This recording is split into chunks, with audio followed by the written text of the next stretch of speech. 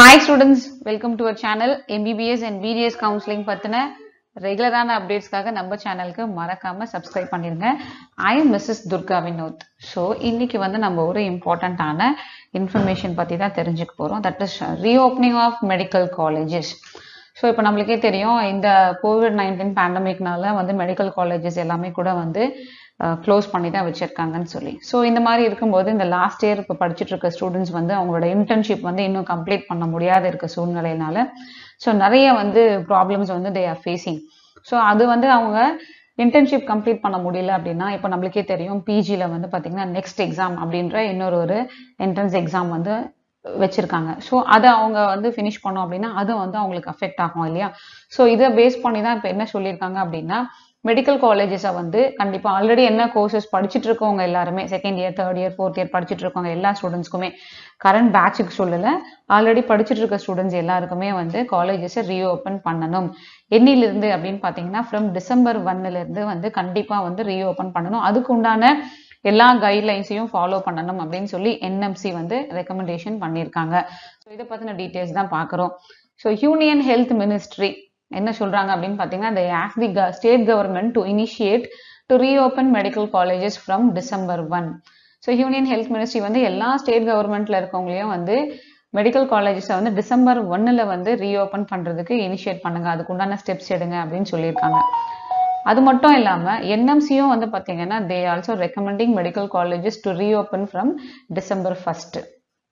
யாருக்கு அப்படின்னு பாக்குறீங்களா? ஸோ எந்தெந்த ஸ்டூடெண்ட்ஸ்க்கு இது ரீஓப்பன் பண்ண சொல்றாங்கன்னா யாரெல்லாம் எம்பிபிஎஸ் ஆல்ரெடி படிச்சுட்டு இருக்காங்களோ அந்த ஸ்டூடெண்ட்ஸ்க்கு ரீஓப்பன் பண்ண சொல்லியிருக்காங்க. ஸோ அடுத்தது எதுக்காக இவங்களுக்கு ரீஓப்பன் பண்ணணும் அப்படின்னு சொல்றாங்க அப்படின்னு பாத்தீங்கன்னா 2020 இன்டர்ன்ஷிப் பண்ணிட்டு இருக்காங்க இல்லைங்களா. ஸோ இந்த students they did not complete the required clinical training. So உங்களுக்கே தெரியும் 4.5 வருஷம் முடிச்சுட்டு 1 இயர் ஹவுஸ் சர்ஜனா இன்டர்ன்ஷிப் பண்ணணும்.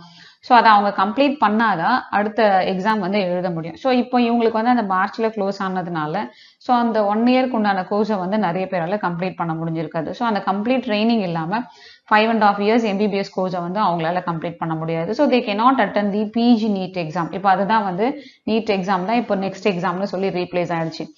ஸோ பிஜி நெக்ஸ்ட் எக்ஸாம் அவங்க அட்டென்ட் பண்ணணும் அப்படின்னா இன்டர்ன்ஷிப்பை அவங்க கம்ப்ளீட் பண்ணணும். ஸோ இந்த காரணத்துக்காக தான் மெடிக்கல் காலேஜஸை ரீஓப்பன் பண்ணுங்க அப்படின்னு சொல்லி கேட்டுட்டு இருக்காங்க.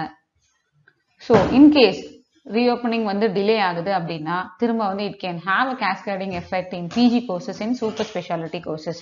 ஸோ ரீஓப்பனிங் டிலே ஆக திரும்ப அவங்க அதை முடிச்சுட்டு அதுக்கப்புறம் நெக்ஸ்ட் எக்ஸாம் கம்ப்ளீட் பண்ணி தென் அதுக்கப்புறம் பிஜி கோர்சஸ் பண்ணனா அந்த அகடமிக் இயர் அவங்களுக்கு அஃபெக்ட் ஆகும். தென் இதனால சூப்பர் ஸ்பெஷாலிட்டி கோர்சஸ் பண்ணும்போதுமே இது எல்லாத்துலயுமே நெகட்டிவ் எஃபெக்டை கிரியேட் பண்ணும். ஸோ அதனால முடிஞ்ச அளவுக்கு சீக்கிரத்துல ரீஓப்பன் பண்ணணும் அப்படின்னு சொல்லி கேட்டுட்டு இருக்காங்க. ஸோ அதே மாதிரி இப்போ 2020-21 பேட்ச் யூஜி இப்போ நம்மளுக்கு கவுன்சிலிங் இன்னும் போயிட்டு இருக்கு இல்லையா. ஸோ இந்த ஸ்டூடெண்ட்ஸ்க்குமே 2021 யூஜி பேட்ச் பாத்தீங்கன்னா அவங்களுக்கு உண்டான காலேஜை February 1 ஸ்டார்ட் பண்றதுக்கு நம்ம ட்ரை பண்ணணும் அப்படின்னு சொல்லி கேட்டுட்டு இருக்காங்க. For 2020-21 UG batch college must start from February 1. For 2020-21 PG batch சொல்றோம் இல்லைங்களா. ஸோ அவங்களுக்கு காலேஜ் அட்லீஸ்ட் ஜூலைலயாவது ஸ்டார்ட் பண்ணணும், ஜூலை 1 இருந்தாவது அவங்களுக்கு ஸ்டார்ட் பண்ணணும் அப்படின்னு சொல்றாங்க. ஸோ அப்போ அந்த பிஜி நீட் எக்ஸாம் நம்ம நெக்ஸ்ட் எக்ஸாம்னு சொல்றோம் இல்லையா, அதை நம்ம எப்போ கண்டக்ட் பண்ணணும் அப்படின்னு பார்த்தா அட்லீஸ்ட் அரௌண்ட் இந்த மார்ச்லயாவது நம்மளுக்கு கம்ப்ளீட் பண்ணிடணும் அப்படின்னு சொல்றாங்க. ஸோ அப்படி கம்ப்ளீட் பண்ணாதான் அவங்களுக்கு அந்த ரிசல்ட் எல்லாத்தையும் பேஸ் பண்ணி ஜூலைலயாவது அவங்க ஸ்டார்ட் பண்றதுக்கு முடியும் அப்படின்னு